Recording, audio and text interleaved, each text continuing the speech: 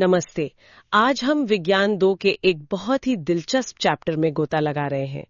ये है अध्याय 8 कोशिका विज्ञान और जैव प्रौद्योगिकी पर। हाँ, तो इस बातचीत में हम इस चैप्टर के जो खास पॉइंट्स हैं उनको थोड़ा विस्तार से समझने की कोशिश करेंगे। और हमारा मकसद है कि ये जो थोड़े मुश्किल लगने वाले विषय हैं ना, उन्हें आसान बनाया जाए और जो जरूरी जानकारी है खासकर एसएससी महाराष्ट्र बोर्ड परीक्षा के लिहाज से उसको सामने लाया जाए। हाँ, क्योंकि हमारी सारी बातचीत इसी चैप्टर पर आधारित रहेगी, तो फिर देर किस बात की, शुरू करते हैं। अच्छा, सबसे पहले ये कोशिका विज्ञान या साइटोलॉजी, ये है क्या असल में? बिल्कुल, साइटोलॉजी जैसा नाम से ही लग रहा है, कोशिका का अध्ययन है। इसमें हम देखते हैं कि कोशिका की संरचना कैसी है, उसके अंदर के हिस्से मतलब अंगक या ऑर्गेनल्स वो कैसे काम करते हैं। और हाँ, एक बहुत जरूरी चीज, कोशिका विभाजन, यानी एक कोशिका से और कोशिकाएं कैसे बनती हैं। ये तो समझिए जीव विज्ञान की एकदम नींव है। अच्छा, नींव है ये। जी हाँ, और ये जानना भी दिलचस्प है कि भारत में इस फील्ड में काफी अच्छा काम हो रहा है। जैसे पुणे में राष्ट्रीय कोशिका विज्ञान केंद्र है, एनसीसीएस, हाँ, सुना है। और बेंगलुरु में इंस्टेम है। ये संस्थान पूरी तरह इसी रिसर्च में लगे हुए हैं। अच्छा, और इसी चैप्टर में आगे स्टेम कोशिकाओं का भी जिक्र है। ये नाम तो आजकल बहुत सुनने में आता है। स्टेम सेल्स होती क्या है ये, और इतनी खास क्यों है? हाँ, स्टेम कोशिकाएं, ये हमारे या किसी भी बहुकोशिकीय जीव के शरीर की कुछ बहुत ही खास, मतलब मास्टर कोशिकाएं कह सकते हैं। मास्टर कोशिकाएं? हाँ, इनकी सबसे बड़ी खूबी ये है कि ये अभी ये तय नहीं होता कि इनको आगे चलकर क्या बनना है। इनमें ये जबरदस्त क्षमता होती है कि ये शरीर की लगभग किसी भी तरह की कोशिका में बदल सकती हैं। किसी भी तरह की? हाँ, लगभग, चाहे वो दिमाग की कोशिका हो, दिल की हो, खून की हो, और इतना ही नहीं, ये खुद को विभाजित करके अपनी जैसी और कोशिकाएं भी बना सकती हैं, मतलब अपनी संख्या बढ़ा सकती हैं। अच्छा। शरीर में कहीं चोट लग जाए तो जो घाव भरता है ना, उसमें इनका बहुत बड़ा रोल होता है।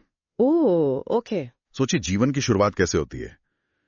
एक अकेली कोशिका से युग्मनज या जाइगोट, जो नर और मादा युग्मकों के मिलने से बनता है ना? हाँ, बिल्कुल।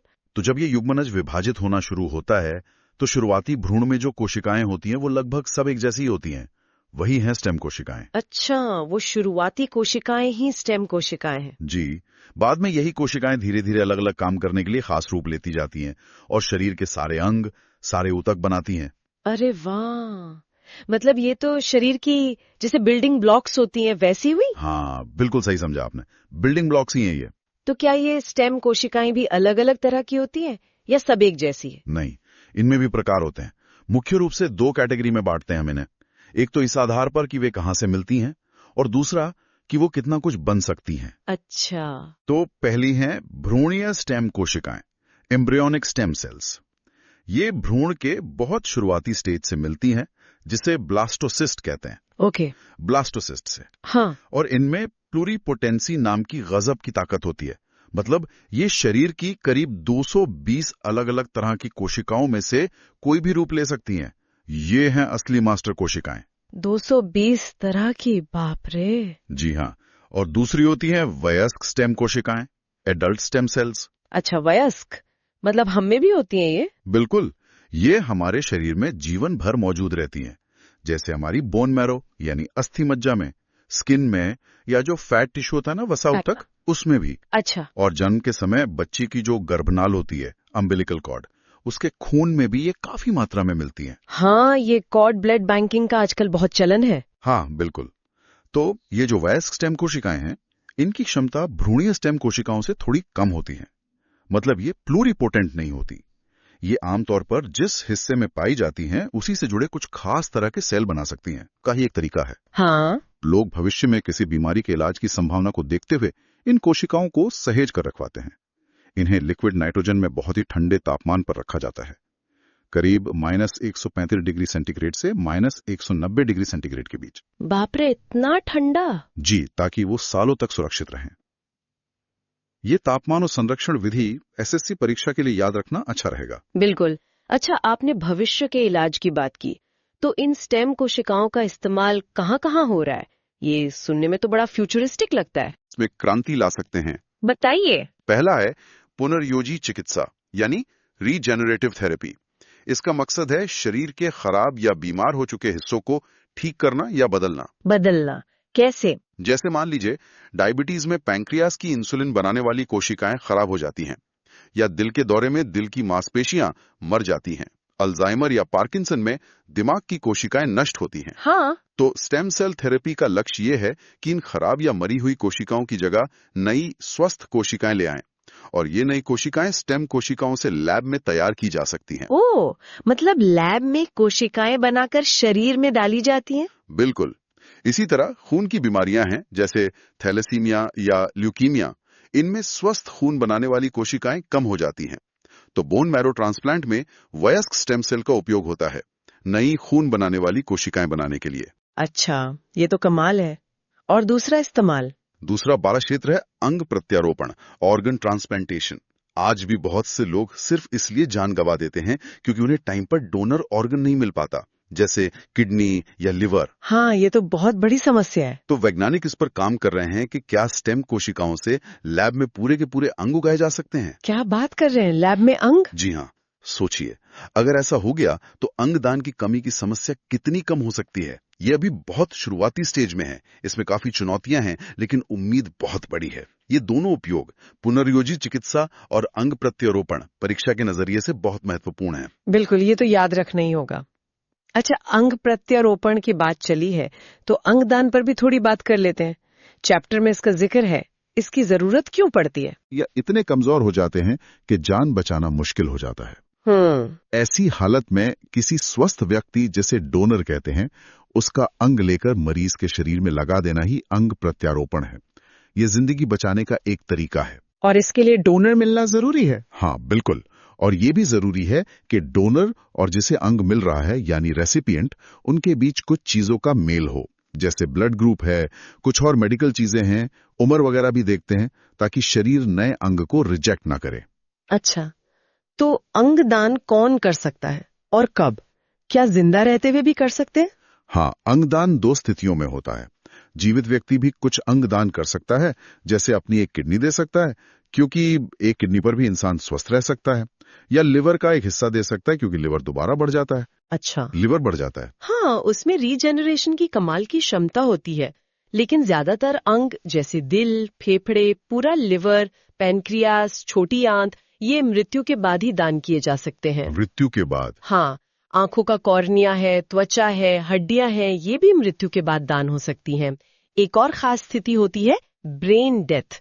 इसमें इंसान का दिमाग पूरी तरह काम करना बंद कर देता है, उसे वापस ठीक नहीं किया जा सकता, लेकिन शरीर के बाकी अंग जैसे दिल, किडनी वगैरह, वो मशीन की मदद से कुछ समय तक चलते रहते हैं। इस स्थिति में भी अंगदान संभव होता है, और एक ब्रेन डेड व्यक्ति कई लोगों को नई जिंदगी दे सकता है। भारत में अंगदान को लेकर कानून भी है, मानव अंग प्रत्यारोपण अधिनियम 1994, और उसमें बाद में संशोधन भी हुए हैं। हाँ, ताकि सब कुछ सही तरीके से हो। बिल्कुल। और ये बहुत जरूरी है कि अंगदान और देहदान के बारे में जागरूकता बढ़े। एक व्यक्ति का दान कई जानें बचा सकता है। परीक्षा के लिए दान किए जा सकने वाले अंग और ब्रेन डेथ की अवधारणा महत्वपूर्ण हो सकती है। समझ गए। चलिए, अब इस चैप्टर के दूसरे बड़े हिस्से पर आते हैं, जैव प्रौद्योगिकी या बायोटेक्नोलॉजी। ये शब्द भी आजकल खूब सुनाई देता है। आसान भाषा में क्या मतलब है इसका? बायोटेक्नोलॉजी, अगर इसे तोड़ें तो बायो मतलब जीवन या जीवित चीजें, और टेक्नोलॉजी मतलब तकनीक। हाँ, तो सीधा सा मतलब हुआ इंसानों के भले के लिए जीवित चीजों का या उनके हिस्सों का, जैसे बैक्टीरिया, कोशिकाएं, डीएनए, प्रोटीन वगैरह का तकनीक के साथ इस्तेमाल करना। अच्छा, तो इसमें क्या क्या आता है? इसका दायरा बहुत बड़ा है। इसमें वो पारंपरिक तरीके भी आते हैं जो हम सदियों से इस्तेमाल कर रहे हैं, जैसे दही जमाने के लिए बैक्टीरिया का इस्तेमाल। हाँ, वो तो घर घर में होता है। बिल्कुल। या शराब बनाने के लिए यीस्ट का इस्तेमाल। और इसमें वो एकदम नई आधुनिक तकनीकें भी शामिल हैं, जिनमें हम जीवों के जेनेटिक्स, उनके डीएनए तक में बदलाव कर देते हैं। ओह, डीएनए में बदलाव? हाँ, जैसे माइक्रोब्स यानी सूक्ष्म जीवों की मदद से एंटीबायोटिक्स या टीके बनाना, या फिर पौधों या जानवरों के जीन में बदलाव करके उनमें कोई नया गुण डालकर बेहतर फसलें या नस्लें तैयार करना। इनको जीएम क्रॉप्स या जेनेटिकली मॉडिफाइड क्रॉप्स कहते हैं। हाँ, जीएम फसलें, सुना है इनके बारे में। और इसमें वो तकनीकें भी आती हैं जिनमें हम जीन नहीं बदलते, जैसे लैब में पौधे के एक छोटे से टुकड़े से पूरा का पूरा पौधा उगा लेना, जिसे टिश्यू कल्चर कहते हैं। अच्छा, टिश्यू कल्चर। या दो अच्छी किस्मों के पौधों को क्रॉस कराकर एक नई बेहतर किस्म का बीज बनाना, जिसे हाइब्रिड सीड या संकर बीज कहते हैं। मतलब ये तो हमारे जिंदगी के लगभग हर पहलू को छू रही है। इसके फायदे क्या है, खासकर खेती और सेहत के मामले में? फायदे तो बहुत हैं और लगातार बढ़ते ही जा रहे हैं। अगर खेती की बात करें तो जमीन तो उतनी ही है, पर आबादी बढ़ रही है ना। हाँ बिल्कुल। तो बायोटेक से ऐसी फसलें बनी हैं जिनकी पैदावार प्रति हेक्टेयर ज्यादा होती है, कम जमीन में ज्यादा अनाज। ये तो बहुत जरूरी है। फिर ऐसी फसलें तैयार की जा सकती हैं जिन पर कीड़े या बीमारियों का असर कम हो। हाँ। इससे कीटनाशकों और दवाइयों पर होने वाला खर्चा बचता है। हाँ, ये भी बड़ा फायदा है। कुछ फसलें ऐसी बनाई गई हैं जो जल्दी तैयार हो जाती हैं, तो किसान साल में एक से ज्यादा फसल ले पाता है। और आजकल जो पर्यावरण बदल रहा है, कभी सूखा, कभी ज्यादा गर्मी, कहीं जमीन में नमक ज्यादा है, इन मुश्किल हालात को झेलने वाली फसलें बनाना भी बायोटेक से संभव हुआ है। ये बहुत बड़ी बात है। वाकई में भारत सरकार ने भी इसके महत्व को बहुत पहले समझ लिया था। 1982 में राष्ट्रीय जैव प्रौद्योगिकी बोर्ड बना और 1986 में तो एक अलग विभाग ही बना दिया गया, जैव प्रौद्योगिकी विभाग या डीबीटी, ताकि इस फील्ड में देश तेजी से आगे बढ़ सके। ये फायदे और भारत में इसके विकास के कदम परीक्षा के लिए उपयोगी हो सकते हैं। अच्छा, तो अब इसके इस्तेमाल पर आते हैं। खेती में ये कैसे काम आ रही है? आपने जीएम फसलों का जिक्र किया, चैप्टर में बीटी कॉटन का उदाहरण भी है। हाँ, खेती में बायोटेक का असर बहुत गहरा है। इसे हम क्रॉप बायोटेक्नोलॉजी कहते हैं। Crop biotechnology? इसमें एक तो है संकर बीज या हाइब्रिड सीड्स। इसमें दो अलग अलग किस्मों के पौधों के बीज क्रॉस करा के उनके अच्छे गुणों को एक नई किस्म मिलाया जाता है। ये तरीका काफी पुराना और सफल है। हाँ। दूसरा जो आजकल ज्यादा चर्चा में रहता है वो है आनुवांशिक रूप से संशोधित फसलें, यानी जीएम क्रॉप्स। इसमें किसी दूसरे जीव का, जैसे किसी बैक्टीरिया का कोई खास जीन निकालकर फसल के पौधे में डाल दिया जाता है ताकि उसमें कोई नया गुण आ जाए। जैसे बीटी कॉटन, इसमें बैसिलस थुरिंजिएंसिस नाम के बैक्टीरिया का एक जीन कपास के पौधे में डाला गया है। बीटी मतलब बैसिलस थुरिंजिएंसिस। बिल्कुल। ये जीन एक ऐसा प्रोटीन या जहर बनाता है जो सिर्फ एक खास कीड़े बॉलवर्म के लिए घातक होता है। ये कीड़ा कपास की फसल को बहुत नुकसान पहुंचाता है। तो बीटी कॉटन लगाने से ये कीड़ा नहीं लगता, फसल बच जाती है। अच्छा, कीटनाशक डालने की जरूरत कम हो जाती होगी। हाँ, काफी कम। इसी तरह बीटी बैंगन भी बनाया गया है, बैंगन को कीड़ों से बचाने के लिए। एक और मशहूर उदाहरण है गोल्डन राइस। Golden rice? ये चावल की एक खास किस्म है जिसमें विटामिन ए बनाने वाला जीन डाला गया है। विटामिन ए चावल में? हाँ, बीटा कैरोटीन बनाने वाला जीन। उन इलाकों में जहां लोगों के खाने में विटामिन ए की कमी होती है, वहां ये कुपोषण से लड़ने में मददगार हो सकता है। इसकी पोषण गुणवत्ता सामान्य चावल से ज्यादा है। ये तो बहुत अच्छा है। फिर शाकनाशी सहिष्णु पौधे, हर्बिसाइड टॉलरेंट प्लांट्स भी हैं। ये ऐसी फसलें हैं जिन पर अगर खरपतवार मारने वाली दवा शाकनाशी डाली जाए तो फसल को नुकसान नहीं होता, सिर्फ खरपतवार मरते हैं। इससे खेतों को साफ रखना आसान हो जाता है। ये जीएम फसलों के उदाहरण जैसे बीटी कॉटन, गोल्डन राइस और उनके फायदे परीक्षा के लिए बहुत महत्वपूर्ण है। बिल्कुल। और खेती में जैव उर्वरक यानी बायो फर्टिलाइजर्स का भी जिक्र है, ये क्या है? हाँ, जैव उर्वरक। देखिए, केमिकल खाद के अपने नुकसान हैं, मिट्टी खराब होती है, पानी प्रदूषित होता है। हाँ। तो जैव उर्वरक एक तरह से इसका प्राकृतिक विकल्प है। इसमें हम ऐसे सूक्ष्म जीवों जैसे बैक्टीरिया या नीली हरी शैवाल, एल्गी का इस्तेमाल करते हैं जो मिट्टी की उर्वरता बढ़ाते हैं। कैसे बढ़ाते हैं? कुछ बैक्टीरिया जैसे राइजोबियम जो दालों की जड़ों में रहते हैं, वो हवा की नाइट्रोजन को खींचकर पौधे के लिए उपलब्ध कराते हैं। अच्छा। एजिटोबैक्टर मिट्टी में फ्री रहकर ये काम करता है। कुछ जैसे नॉस्टॉक, एनाबीना, वो भी नाइट्रोजन फिक्स करते हैं। कुछ बैक्टीरिया मिट्टी में पड़े अघुलनशील फॉस्फेट को घोलकर पौधे को देते हैं। अच्छा, एजोला नाम का एक छोटा फर्न है, वो भी शैवाल के साथ मिलकर नाइट्रोजन देता है। अच्छा। तो ये सब मिट्टी को पोषण देते हैं बिना उसे नुकसान पहुंचाए। ठीक है। इन जैव उर्वरकों के नाम याद रखना जरूरी है: rhizobium, Azotobacter, nostoc, anabaena, azolla. ठीक है, खेती की बात तो काफी समझ आ गई। अब पशुपालन और हमारी सेहत के लिए बायोटेक्नोलॉजी क्या कर रही है? हाँ, इन क्षेत्रों में भी इसका योगदान बहुत बड़ा है। पशुपालन में देखें तो कृत्रिम गर्भाधान और भ्रूण स्थानांतरण जैसी तकनीकें इस्तेमाल हो रही हैं। अच्छा। इनसे क्या होता है? इनसे अच्छी नस्ल के जानवरों की संख्या बढ़ाई जाती है, जैसे ज्यादा दूध देने वाली गाय या भैंसें या ज्यादा ऊन देने वाली भेड़ें। इससे पशु उत्पादों की क्वालिटी और क्वांटिटी दोनों सुधरती है और बेहतर काम करने वाले जानवर भी तैयार किए जाते हैं। ओके। और मानव स्वास्थ्य में? मानव स्वास्थ्य में तो बायोटेक ने समझिए क्रांति हिला दी है। एक तो बीमारियों का पता लगाना, डायग्नोसिस और इलाज, ट्रीटमेंट। एड्स है, डेंगू है या कई आनुवंशिक बीमारियां हैं, उनका जल्दी और सटीक पता लगाना बायोटेक तकनीकों से संभव हुआ है। हाँ, ये तो है। फिर हार्मोन का उत्पादन, डायबिटीज के मरीजों को इंसुलिन चाहिए होता है ना? हाँ। पहले ये घोड़ों या दूसरे जानवरों से निकाला जाता था, उसमें शुद्धता की समस्या थी, एलर्जी का डर था। अब बायोटेक की मदद से इंसुलिन बनाने वाला ह्यूमन जीन बैक्टीरिया में डालकर लैब में शुद्ध ह्यूमन इंसुलिन बनाया जाता है। अरे वाह, बैक्टीरिया से इंसुलिन? हाँ, रिकॉम्बिनेंट डीएनए टेक्नोलॉजी से। ये बहुत बड़ी उपलब्धि है। ये ज्यादा सुरक्षित है, सस्ता है और आसानी से उपलब्ध है। इसी तरह ग्रोथ हार्मोन, सोमाटोट्रोपिन जैसे दूसरे हार्मोन भी बनते हैं। इंसुलिन का उत्पादन एक क्लासिक उदाहरण है, इसे याद रखें। बिल्कुल। और टीके, वैक्सीन्स? हाँ, टीके और टीकाकरण। देखिए, टीके का काम क्या है? वो शरीर में बीमारी पैदा करने वाले रोगाणु का कोई हिस्सा, एंटीजन पहुंचाते हैं, ताकि हमारा इम्यून सिस्टम उसे पहचान ले और उसके खिलाफ लड़ना सीख जाए। हाँ, एंटीबॉडी बना ले। बिल्कुल। पुराने टीके अक्सर कमजोर या मरे हुए वायरस या बैक्टीरिया से बनते थे, उनमें कभी कभी थोड़ा खतरा रहता था। अब बायोटेक से ज्यादा सुरक्षित टीके बनाना संभव हुआ है। इसमें पूरे रोगाणु की बजाय सिर्फ उसका वो हिस्सा, प्रोटीन या एंटीजन, लैब में बनाया जाता है। ये टीके ज्यादा सेफ होते हैं। अच्छा। और कुछ टीके ऐसे भी बनाए जा रहे हैं जो गर्मी में भी खराब न हो, थर्मोस्टेबल, ताकि दूर दराज के इलाकों में उन्हें पहुंचाना आसान हो। पोलियो, हेपेटाइटिस के लिए ऐसे टीके बने हैं। ये थर्मोस्टेबल वाला पॉइंट अच्छा है। हाँ, और एक बहुत ही नई और रोमांचक चीज है खाद्य टीके। खाद्य टीके मतलब खाने वाले टीके? हाँ, सोचिए, टीके वाला जीन किसी खाने वाले पौधे में डाल दिया जाए, जैसे आलू या टमाटर में।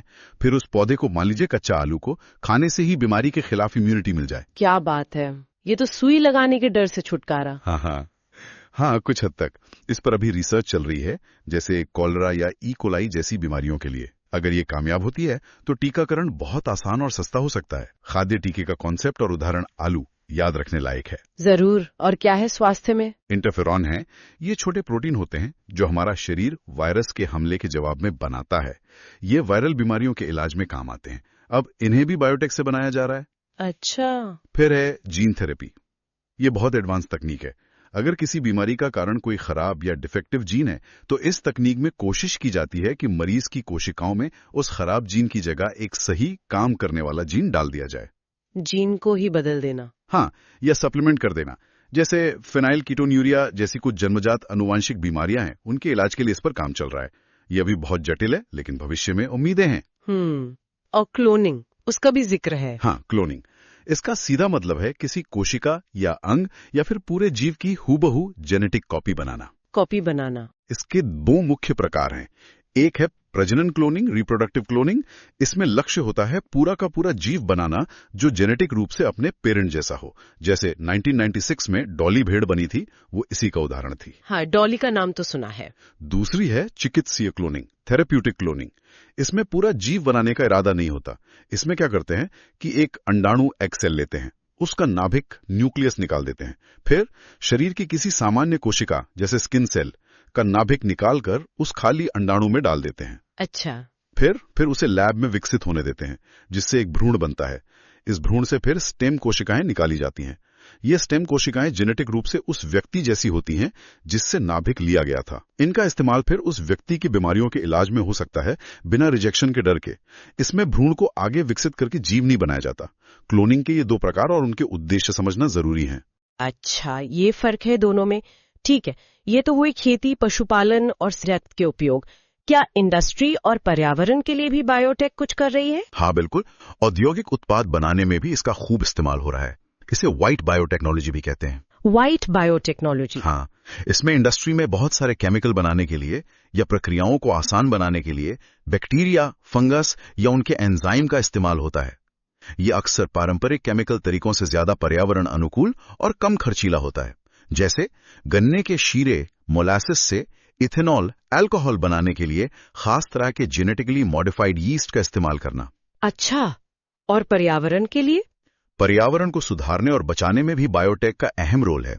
जैसे गंदे पानी का उपचार, सुएज ट्रीटमेंट।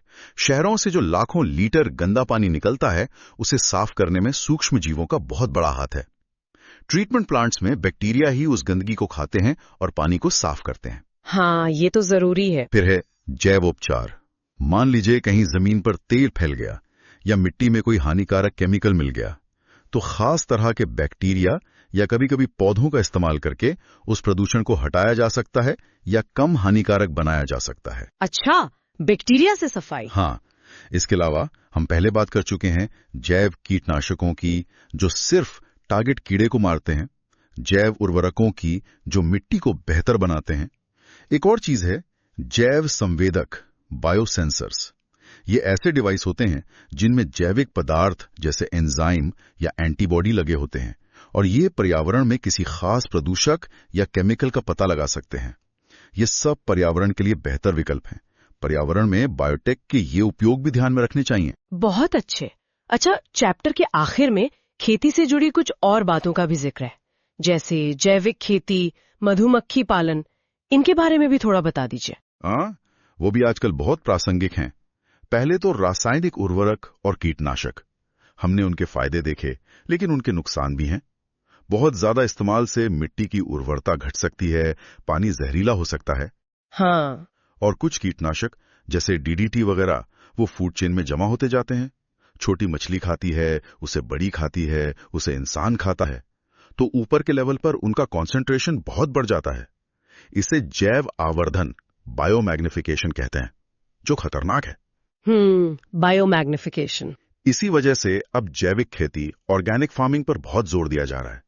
इसमें केमिकल खाद और कीटनाशकों का इस्तेमाल पूरी तरह बंद कर देते हैं। बिल्कुल नहीं। हाँ, बिल्कुल नहीं। उसकी जगह गोबर खाद, केंचुआ खाद, हरी खाद, जैव उर्वरक, इनका इस्तेमाल होता है। कीट नियंत्रण के लिए भी प्राकृतिक तरीके अपनाए जाते हैं। कोशिश होती है कि स्थानीय किस्मों को उगाया जाए और प्रकृति का संतुलन बना रहे। ये सेहत और पर्यावरण दोनों के लिए फायदेमंद है। जैविक खेती का कॉन्सेप्ट परीक्षा में पूछा जा सकता है। हाँ, आजकल ऑर्गेनिक प्रोडक्ट्स की मांग भी बढ़ रही है। बिल्कुल। फिर है मधुमक्खी पालन, एपीकल्चर। शहद और मोम के लिए मधुमक्खियां पालना। पुराने तरीकों में लोग छत्ता तोड़कर शहद निकालते थे, जिससे बहुत सी मक्खियां मर जाती थीं। अब लकड़ी के खास डिजाइन वाले बक्से इस्तेमाल होते हैं, जिनसे शहद निकालना आसान होता है और मक्खियों को नुकसान भी नहीं होता। ये ज्यादा सुरक्षित और प्रभावी तरीका है। मधुमक्खी पालन या एपीकल्चर भी एक महत्वपूर्ण बिंदु है। सही है। और औषधीय पौधों की खेती। भारत में तो जड़ी बूटियों का खजाना है। आयुर्वेद पूरा इसी पर आधारित है। अडुलसा, अश्वगंधा, नीम, तुलसी, कितने ही पौधे हैं। हाँ, बिल्कुल। लेकिन जंगल कटने से ये पौधे अब कम होते जा रहे हैं, दुर्लभ हो रहे हैं। इसलिए अब इनकी बाकायदा खेती करने की जरूरत महसूस हो रही है, ताकि ये भी मिलें और जंगल भी बचे रहें। अच्छा पॉइंट है ये। और आखिर में फल प्रसंस्करण। फल सब्जियां जल्दी खराब हो जाते हैं, उन्हें लंबे समय तक सुरक्षित रखने के लिए या उनसे अलग अलग उत्पाद बनाने के लिए कई तरीके अपनाए जाते हैं। जैसे फलों को सुखाना, नमक लगाना, अचार बनाना, मुरब्बा, जैम, जेली, जूस बनाना, वायुरुद्ध पैकिंग करना, ये सब फल प्रसंस्करण में आता है। ठीक है, तो ये तो काफी विस्तार से हमने इस चैप्टर को समझ लिया। बहुत बढ़िया। तो हमने कोशिका विज्ञान की बारीकियों से शुरू किया, फिर स्टेम सेल की वो जो अद्भुत दुनिया है उसे समझा, और फिर बायोटेक्नोलॉजी कैसे खेती, सेहत, इंडस्ट्री और पर्यावरण सब पर असर डाल रही है ये देखा। अंगदान की अहमियत और जैविक खेती जैसी बातों पर भी अच्छी चर्चा हुई। और हाँ, जो विद्यार्थी एसएससी बोर्ड परीक्षा की तैयारी कर रहे हैं, उनके लिए आज की बातचीत में कई खास पॉइंट्स निकल कर आए हैं, जैसे स्टेम सेल के प्रकार और उनके उपयोग, जीएम फसलों के उदाहरण, खासकर बीटी कॉटन और गोल्डन राइस, बायोटेक से इंसुलिन और टीके कैसे बनते हैं, क्लोनिंग के प्रकार क्या हैं, जैव उर्वरकों के नाम, अंगदान से जुड़ी बातें और जैविक खेती का कॉन्सेप्ट। ये सब यकीनन उनके लिए काम के साबित होंगे। निश्चित रूप से ये सारे विषय न सिर्फ परीक्षा के लिए महत्वपूर्ण हैं, बल्कि हमें ये भी दिखाते हैं कि विज्ञान हमारी जिंदगी को किस तरह से बदल रहा है और भविष्य में क्या-क्या संभावनाएं छिपी हैं। और हां, आज की बातचीत के अंत में एक सवाल सोचने के लिए छोड़ा जा सकता है। जैसे जैसे हम जेनेटिक मॉडिफिकेशन और क्लोनिंग जैसी ताकतवर तकनीकें विकसित कर रहे हैं, इनके साथ कई नैतिक सवाल भी जुड़ते हैं, है ना? हाँ, बिल्कुल। इन तकनीकों का इस्तेमाल कहां तक होना चाहिए? क्या सीमाएं होनी चाहिए? इनके सामाजिक और नैतिक पहलू क्या हैं? समाज को इन पर कैसे विचार करना चाहिए? ये कुछ ऐसे गहरे सवाल हैं जिन पर शायद हमें आगे भी मनन करने की जरूरत होगी।